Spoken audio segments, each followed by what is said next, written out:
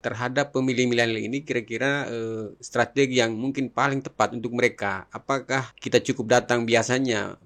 Sosialisasi itu kan dia lebih kepada datang, menceramahi, lalu memberikan semacam souvenir dan lain-lain, itu dianggap sudah tidak pas. Kira-kira seperti apa untuk pemilih-pemilih pemula kita ini? Jadi teman-teman, kalau kita lihat ya, ini kaum milenial, mereka selalu mencari tempat-tempat nongkrong dan selalu membentuk komunitas untuk berdiskusi, berdialog. Karena itu dan mereka pembentuk komunitas, mereka punya komunitas-komunitas yang selalu tampil di ruang. Strategi saya kira yang paling sederhana untuk meningkatkan partisipasi milenial dalam memilih itu, saya kira pertama memberikan ruang dan kemudian masuk ke dalam ruang-ruang komunitas mereka dan berdialog. Tidak bisa sekedar hanya memberikan. Dan ketika berdialog dengan mereka pemilu ini kan sebenarnya arena yang TPS yang jarak TPS yang jauh.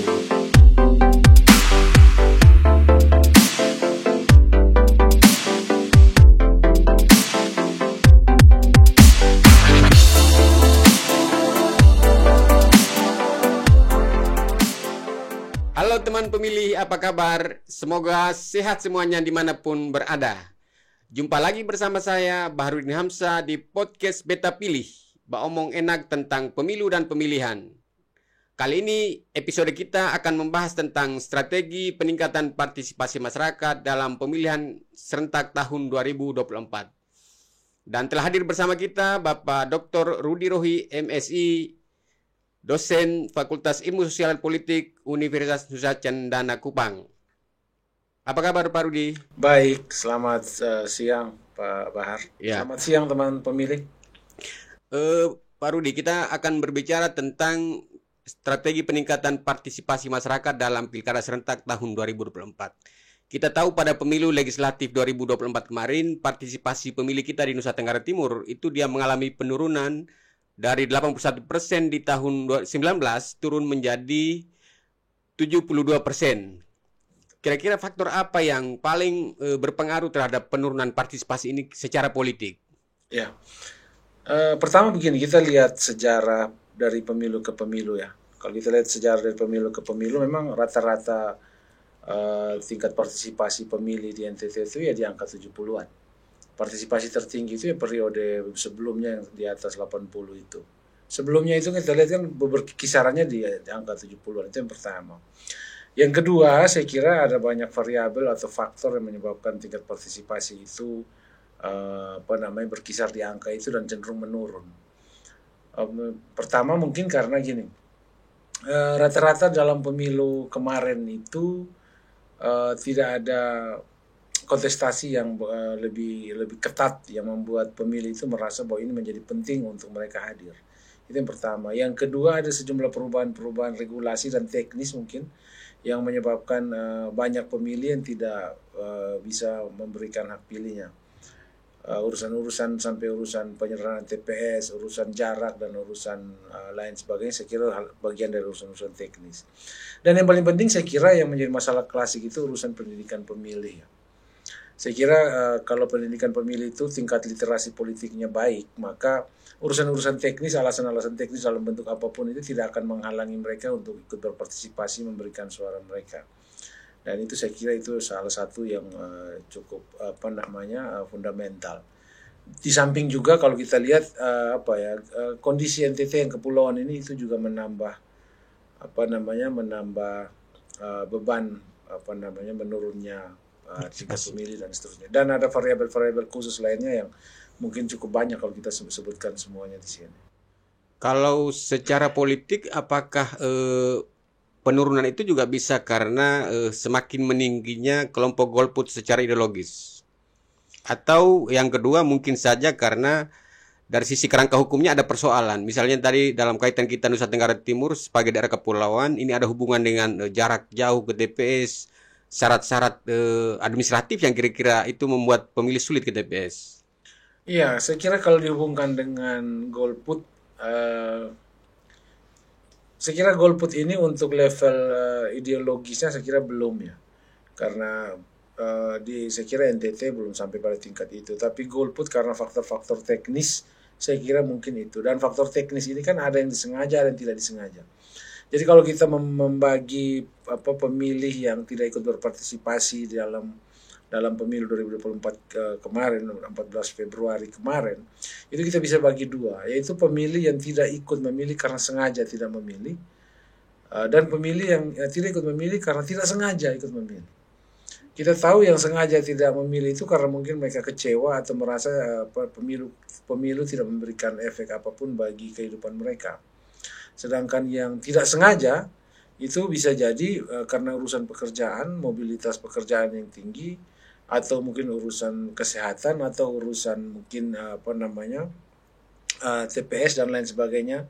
Ada kasus misalnya ada pemilih yang tidak bisa memilih karena dia merasa TPS ada di rumahnya, tapi justru dia memilih di TPS yang lain. Dan itu menjadi bagian dari misalnya orang tidak memilih, misalnya ada kemarahan-kemarahan kecil karena merasa dipindah dan seterusnya. Ada juga mungkin faktor-faktor yang sudah saya sebutkan di awal tadi itu. Saya kira itu. Atau juga karena faktor interval jarak waktu dari satu pemilu ke pemilu lain itu terlalu dekat sehingga ada kejenuhan secara politik masyarakat kita. Saya kira kalau interval pemilu kita kan, kalau kita bicara pemilu kan berarti pemilihan legislatif dan pemilihan presiden ya. Kan intervalnya tetap ya 5 tahunan gitu. Tetapi memang dengan pemilu yang makin rutin, saya kira daya ingat pemilih terhadap pemilu itu juga sebenarnya semakin baik harusnya. Dan mestinya ada evaluasi dari waktu ke waktu. Tetapi karena pendidikan politik bagi pemilih semacam itu tidak berjalan dengan baik, maka rata-rata sebenarnya pemilih kita itu selalu lupa setiap kali muncul. Dia hanya tahu kapan jadwal pemilu, tapi kemudian dia lupa bahwa harus ada evaluasi dari waktu ke waktu. Nah, pendidikan politik seperti ini kemudian tidak terbentuk, sehingga bagi saya partisipasi pemilih kita hari ini belum ada pada level apa yang dibayangkan oleh para ilmuwan, misalnya itu pada level self mobilize itu misalnya, itu belum sampai. Kita hanya baru sebatas justru dimobilisasi itu, lalu kemudian ada sebagian kecil yang memang memilih dengan sadar, tapi itu pun tingkat analisa politik yang terbatas, saya kira. Ya.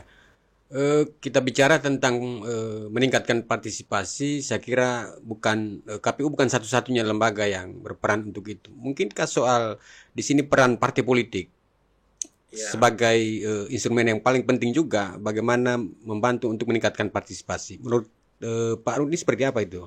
Jadi gini Pak Bahar, saya kira tepat sekali ya. Jadi yang bertanggung jawab untuk meningkatkan partisipasi pemilih itu bukan hanya penyelenggara, apalagi yang dalam hal ini ya KPU, tidak begitu. KPU itu justru pelaksana gitu. Karena dia pelaksana, mestinya dia hanya menyediakan tempat, fasilitas, waktu dan seterusnya. Yang bertanggung jawab penuh sebenarnya untuk meningkatkan partisipasi pemilih itu kita semua, terutama peserta pemilu. Kenapa saya katakan terutama peserta pemilu? Karena peserta pemilu itu kan membutuhkan suara itu. Dan semakin tinggi tingkat partisipasi, semakin suara yang diberikan kepada peserta pemilu itu semakin banyak dan semakin legitim. Dan ketika peserta pemilu mendapatkan suara yang cukup dan punya legitimasi, maka pada saat yang sama juga hasil pemilu itu punya legitimasi. Dan sekali lagi kan pemilu ini kan sebenarnya arena yang disiapkan oleh penyelenggara bagi peserta pemilu itu berkontestasi memperebutkan suara pemilih.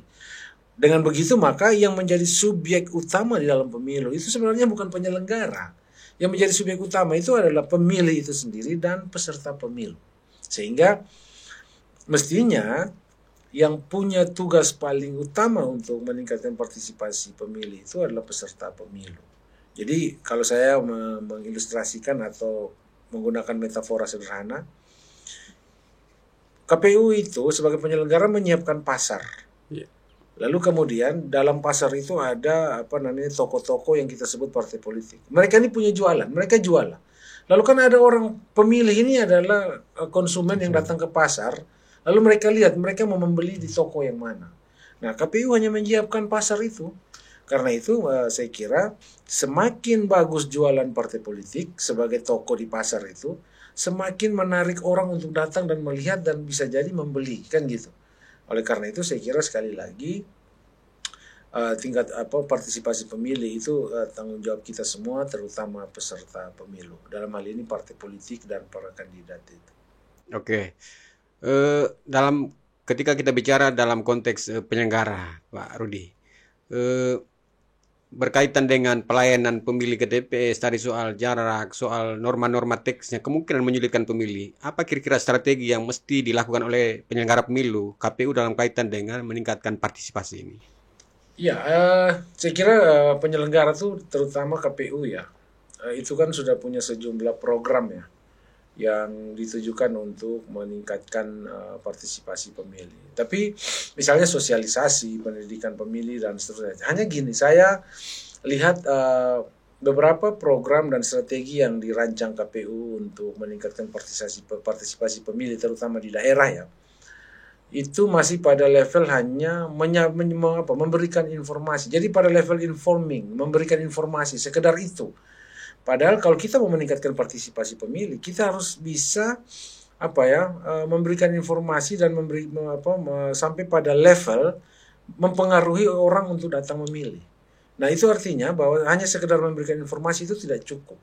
Sosialisasi itu tidak cukup. Pendidikan pemilih yang hanya kemudian pertemuan-pertemuan terbatas maupun pertemuan-pertemuan terbuka dalam jumlah yang banyak itu juga tidak cukup.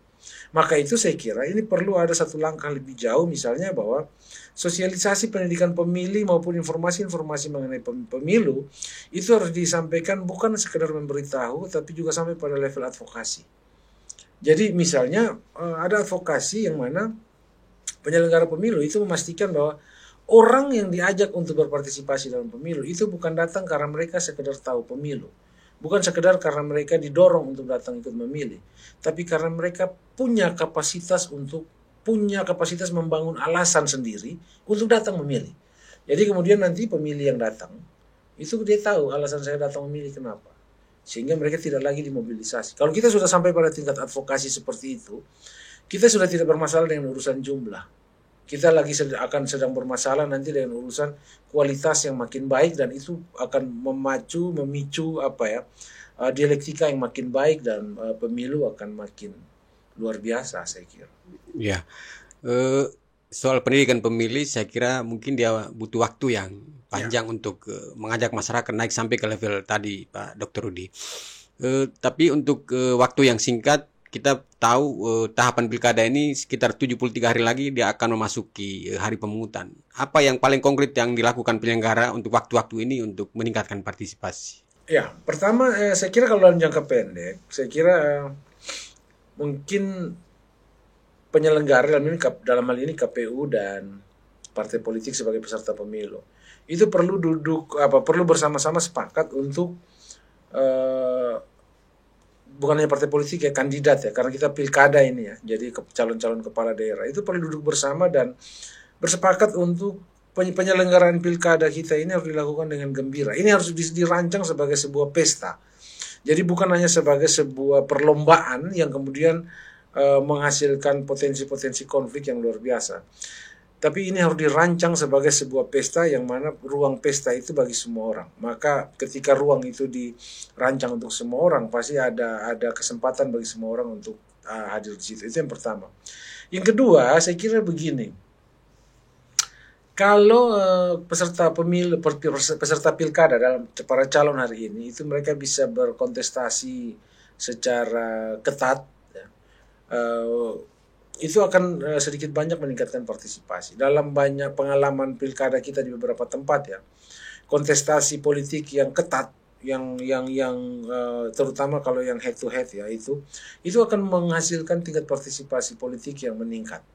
Nah, kalau misalnya para peserta pemilu ini, dalam hal ini para kandidat kali ini mereka berkontestasi secara ketat dan dengan jualan-jualan yang mendorong orang untuk untuk ingin tahu dan ingin membeli, saya kira dalam waktu pendek tingkat partisipasi akan meningkat. Yang ketiga juga saya kira mungkin KPU bisa melibatkan para influencer mungkin, dan influencer ini tidak harus hanya mereka yang ada di ruang virtual ya. Influencer ini bisa kita terjemahkan dalam banyak bentuk, misalnya tokoh-tokoh pemuda di desa, tokoh-tokoh orang tua di kecamatan dan lain sebagainya, yang kemudian tokoh-tokoh ada, tokoh masyarakat yang kemudian mereka bisa meneruskan himbauan kepada masyarakat untuk nanti di tanggal 27 November itu datang ke TPS dan memilih calon yang mereka anggap tepat. Atau juga mungkin yang keempat itu KPU bisa merancang sebuah event khusus yang memang itu akan mendorong orang berpartisipasi. Walaupun kemudian bagi saya kalau kita mendorong orang berpartisipasi dengan ada reward seperti itu akan serasa seperti partisipasi semu. Tapi kalau hanya untuk memacu orang berpartisipasi, saya kira tidak masalah. Misalnya begini, KPU coba, saya kira gini, mungkin salah satu yang paling umum itu bikin sayembara misalnya. Ini saya mungkin contoh aja. KPU bikin sayembara misalnya penyelenggara pemilu dan peserta pemilu serta pemilih terbaik misalnya. Jadi ada semacam pemilihan terhadap peserta pemilu terbaik atau peserta pemilu, penyelenggara pemilu dan pemilih yang paling sadar hukum atau yang paling apalah bikinlah kategorinya apalah kira-kira begitu. Dan itu kan akan memacu orang untuk terlibat. Saya kira yang bikin model-model kayak gitu. Ya, Pak Rudi, tadi mungkin kita diskusi tentang partisipasi secara umum. Mungkin kita bergeser sedikit ke isu yang lebih kecil soal pemilih milenial kita. Ya. Kalau data pemilih kita di 2024 kemarin itu angka pemilih milenial kita itu sekitar 60%. Artinya besar. Nah, terhadap pemilih milenial ini kira-kira strategi yang mungkin paling tepat untuk mereka, apakah kita cukup datang biasanya sosialisasi itu kan dia lebih kepada datang, menceramahi, lalu memberikan semacam souvenir dan lain-lain, itu dianggap sudah tidak pas. Kira-kira seperti apa untuk pemilih-pemilih pemula kita ini? Iya, jadi pemilih milenial ini mereka punya karakter yang berbeda ya dengan pemilih generasi X, generasi di atasnya ya. Pemilih milenial ini pemilih yang sebenarnya mereka selalu mencari tahu cari tahu suatu informasi dan kemudian mereka meletakkan informasi itu pada posisi mereka ada di mana, dan itu artinya menunjukkan bahwa mereka ini sadar terhadap informasi-informasi publik. Nah, cuman ada karakter yang lain yang bisa dimanfaatkan oleh KPU misalnya atau sebagai penyelenggara untuk meningkatkan partisipasi milenial. Misalnya gini, mereka ini kan punya karakter pendialog. Jadi teman-teman, kalau kita lihat ya, ini kaum milenial, mereka selalu mencari tempat-tempat nongkrong dan selalu membentuk komunitas untuk berdiskusi, berdialog. Jadi sebenarnya itu menunjukkan karakter mereka yang pendialog gitu. Nah, karena itu dan mereka pembentuk komunitas, mereka punya komunitas-komunitas yang selalu tampil di ruang-ruang publik. Nah, strategi saya kira paling sederhana untuk meningkatkan partisipasi milenial dalam memilih itu, saya kira pertama memberikan ruang dan kemudian masuk ke dalam ruang-ruang komunitas mereka dan berdialog. Tidak bisa sekedar hanya memberikan informasi. Dan ketika berdialog dengan mereka dan menyerap sebagian pikiran mereka, itu akan dan kemudian pikiran yang diserap dari mereka itu kita formulasikan ke dalam aktivitas pemilu. Saya kira sedikit banyak itu akan membuat kaum milenial ini merasa memiliki pilkada itu, memiliki pemilu, memiliki pilkada atau pemilihan. Dengan begitu keterlibatan mereka bisa dipastikan akan sedikit meningkat. Dan kalau saya tidak khawatir juga ya, karena kalau ada informasi yang berhubungan dengan kepentingan kaum milenial ini, sebenarnya mereka dengan sendirinya pasti akan datang ke TPS. Kita tahu pengalaman di pilkada sebelumnya itu dan kemudian pemilu 2024 ini kita lihat banyak sekali politisi yang terpilih itu politisi muda, dan itu menjelaskan bahwa basis pemilih mereka, pemilih terbesar itu kan ada di milenial, dan itu menjelaskan bahwa pemilih dengan kategori milenial itu bukan pemilih pemula yang kemudian kita perlu khawatirkan kemampuan partisipasi politiknya. Justru mereka ini hanya tinggal dikasih ruang dan kemudian diajak dialog, komunitas mereka dikasih kesempatan, mereka berpartisipasi. Oke. Lalu yang berikut soal ketika kita berbicara tentang partisipasi pemilih di NTT, daerah berkepulauan, tentu ada banyak variabel, termasuk kategori daerah-daerah terpencil yang susah. Ini juga mungkin Pak Rudi punya kiat bagaimana cara kita meningkatkan partisipasi pemilih, terutama daerah-daerah yang sulit, masyarakat terpencil yang susah dijangkau. Iya, saya kira ini sebenarnya kalau ini sebenarnya apa Pak Bahar pengalaman ini soal ini sebenarnya. Jadi kita kan TPS kita nih kan TPS yang statis ya. Kita belum punya TPS mobile yang cukup representatif. Nah, padahal kalau kita mau dirikan TPS statis di daerah-daerah yang terpencil seperti itu kan resikonya juga besar. Eh, Selain sumber daya manusia, kemudian risiko keamanannya juga jadi pertanyaan. Nah, karena itu mungkin untuk daerah-daerah terpencil yang jumlah pemilihnya mungkin tidak terlalu besar. Ya, saya kira bisa dengan TPS mobile lah. Itu yang pertama. Yang kedua atau bisa juga dengan apa ya, pemilih di daerah-daerah terpencil itu bisa dimobilisasi ke TPS terdekat misalnya. Tetapi kalau dihubungkan dengan partisipasi sekali lagi, kalau saya masih tetap pada apa namanya pemikiran bahwa masyarakat sebagai pemilih itu jangan hanya diberikan informasi, tapi diadvokasi sehingga mereka punya alasan untuk memilih. Bukan sekedar punya pengetahuan untuk memilih, tapi mereka punya alasan untuk memilih.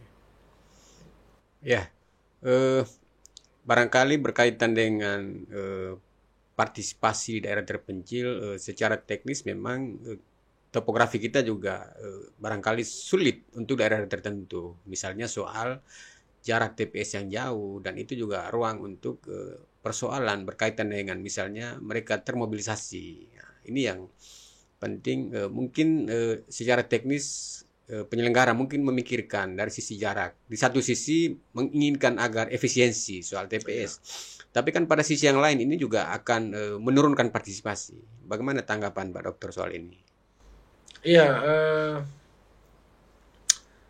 memang serba dilematis ya. Cuman begini, sekali lagi partisipasi itu tolong kita letakkan pada porsinya. Karena kalau partisipasi dalam konteks yang saya tangkap dari pertanyaan ini bagi saya partisipasi yang diletakkan hanya pada membayangkan bahwa partisipasi itu orang datang ke TPS dan memberikan suara. Padahal partisipasi itu bisa diterjemahkan lebih jauh dari itu. Dan uh, sekali lagi saya katakan bahwa kalau kita membayangkan partisipasi yang sekedar orang datang ke TPS, maka orang-orang ideologis pun bisa jadi tidak datang ke TPS. Orang-orang yang punya alasan untuk memilih pun belum tentu datang ke TPS. Jangan-jangan dia berhalangan pada hari. Kita tahu bahwa kita misalnya tinggal di NTT ya. Begitu ada kematian, ada anak sakit, keluarga sakit, itu tidak akan lebih penting masalah yang lain. Masalah keluarga akan jadi lebih penting. Nah, karena itu saya kira gini, partisipasi jangan kita letakkan pada cara berpikir yang kayak ya seperti itu supaya kemudian kita tidak mengalami dilematis. Jadi misalnya bahwa karena urusan efisiensi, efektivitas TPS dirampingkan, dikurangi, lalu kita membayangkan partisipasi berkurang. Saya kira mungkin itu menjadi salah satu faktor penyebab berkurangnya partisipasi, tetapi dia bukan variabel utama. Termasuk misalnya kalau kita bicara politik uang. Politik uang itu kan banyak orang juga yang kan datang ke TPS karena dia merasa bertanggung jawab, saya sudah dibayar, saya sudah mendapatkan sesuatu, entah mungkin dibayar dalam bentuk apa materi ekonomi atau materi sosial dan seterusnya. Karena itu juga bentuk pertukaran yang membuat orang datang ke TPS. Lalu pertanyaannya, apakah kemudian partisipasi karena orang politik uang itu juga kita katakan buruk misalnya, atau partisipasi rendah karena politik uang diberantas? Kan ini dilematis kalau kita meletakkan partisipasi dalam konteks seperti itu. Nah, karena itu saya membayangkan mungkin nanti kalau advokasi bisa dilakukan, maka setiap orang punya alasan untuk memilih, dan di titik itu partisipasi tidak lagi sekedar kita lihat dari urusan angka, tapi kita lihat dari urusan kualitas juga. Kita taruhlah 90% VTO-nya apa namanya tinggi gitu kan. Tetapi kalau yang memilih dengan alasan yang baik itu hanya 40% kan juga percuma, saya kira. Berikut Pak Rudi, sebagai orang yang juga berkecimpung di isu-isu kepemiluan dan riset-riset kepemiluan terkait partisipasi ini, mungkin ada informasi, ada hal penting yang kira-kira kita bisa belajar dari partisipasi pemilu 2024 kemarin untuk kita bisa pakai di dalam pemilu Pilkada 2024 ini. Iya, saya kira pelajaran-pelajaran pentingnya soal partisipasi. Iya, saya kira tadi saya sudah singgung beberapa, tapi saya coba garis bawahi lagi. Pertama itu bahwa partisipasi itu jangan hanya membayangkan kita membuka ruang untuk kemudian pemilih terlibat di dalam pemberian suara gitu.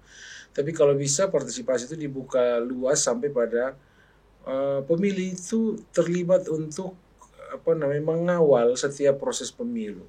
Karena begini, kita lihat tahapan pemilu, prosesnya ini kan sangat kompleks ya. Pertanyaan saya, mungkinkah tidak teman-teman ini bisa menjelaskan semua tahapan pemilu yang kompleks ini kepada pemilih sebagai bagian dari pendidikan pemilih? Agak sulit. Apalagi hanya dikasih dalam rentang waktu dan pertemuan sosialisasi dan pendidikan pemilih yang terbatas, yang hanya menjelang pemilu gitu dan pemilihan kan gitu. Nah, karena itu ketika mereka terlibat di dalam setiap proses ini kan sebenarnya mereka belajar nih. Masyarakat sebagai pemilih itu akan belajar dan mereka akan tahu dengan sendirinya bahwa ini loh tahapan proses setiap tahapan itu kira-kira seperti ini. Nah, ketika mereka tahu seperti itu, maka pengetahuan itu bisa kita dorong lebih jauh untuk mereka terlibat di dalamnya dengan mengawalnya. Nah, di titik itu saya kira advokasi pemilu atau pemilihan itu sudah berjalan baik kalau kita bisa sampai pada tingkat itu. Jadi mereka learning by doing lah. Mereka belajar sambil terlibat gitu. Nah, yang kedua saya kira mungkin perlu untuk merancang, memformulasikan aktivitas atau program-program pendidikan pemilih dan sosialisasi itu yang lebih menarik dan bukan sekedar diskusi bukan sekedar sosialisasi satu arah gitu atau diskusi 2 jam, kayak saya kira itu agak kurang efektif. Mungkin perlu merancang memformulasikan sebuah kegiatan pendidikan pemilih itu yang kemudian membuat pemilih itu betul-betul bersemangat, tertarik untuk memahami seluruh proses pemilu. Misalnya tadi saya bilang, atau misalnya kita bikin misalnya pemilih sayembara pemilih cerdas misalnya kayak gitu, dan seterusnya, atau sayembara peserta pemilu paling tertib dan seterusnya, yang kayak gitu loh, yang membangun euforia mereka dan terlibat dalam pesta kan gitu. Dan yang ketiga saya kira ini penting, mungkin ke depan itu rancangan sumber daya perlu dipikirkan untuk pendidikan pemilih itu mendapatkan prioritas juga. Saya kira itu. Oke. Pak Rudi, tanpa terasa kita sudah di penghujung waktu. Diskusi kita cukup menarik berkaitan dengan bagaimana upaya meningkatkan partisipasi pemilih di Pilkada 2024. Mungkin pesan-pesan Pak Dr. Rudi untuk pemilih Nusa Tenggara Timur, termasuk juga bakal pasangan calon yang sebentar akan berkontestasi, pesannya untuk harapan supaya partisipasinya bisa tinggi di Pilkada 2024 untuk masyarakat Nusa Tenggara Timur. Ya, jadi teman pemilih dimanapun berada ya di NTT ini, saya kira di jari teman-teman sekalian itu NTT ini masa depan NTT ini dipertaruhkan. Jadi ada 3 pasang calon hari ini dan saya kira teman pemilih silakan memilih berdasarkan pengetahuan, berdasarkan informasi yang diperoleh, dan kalau bisa informasi dan pengetahuan yang didapat itu jangan langsung ditelan. Kalau bisa divalidasi, diverifikasi informasinya, mana yang dirasa benar dan cocok dengan cita-cita teman pemilih, silakan memilih dan silakan datang ke TPS memilih, dan karena di jari teman-teman pemilih masa depan NTT itu dipertaruhkan. Saya kira itu. Baik, terima kasih Pak Dr. Rudi. Teman pemilih, demikian bincang-bincang kita sore ini bersama Bapak Dr. Rudi Rohi. Pastinya banyak sekali informasi yang akan kita dapat dari obrolan sesi ini. Ingat, gunakan hak pilih, jangan lupa datang ke TPS pada hari Rabu tanggal 27 November tahun 2024. Jangan lupa komen, subscribe di channel YouTube KPU Provinsi Nusa Tenggara Timur. Sampai jumpa di kesempatan selanjutnya.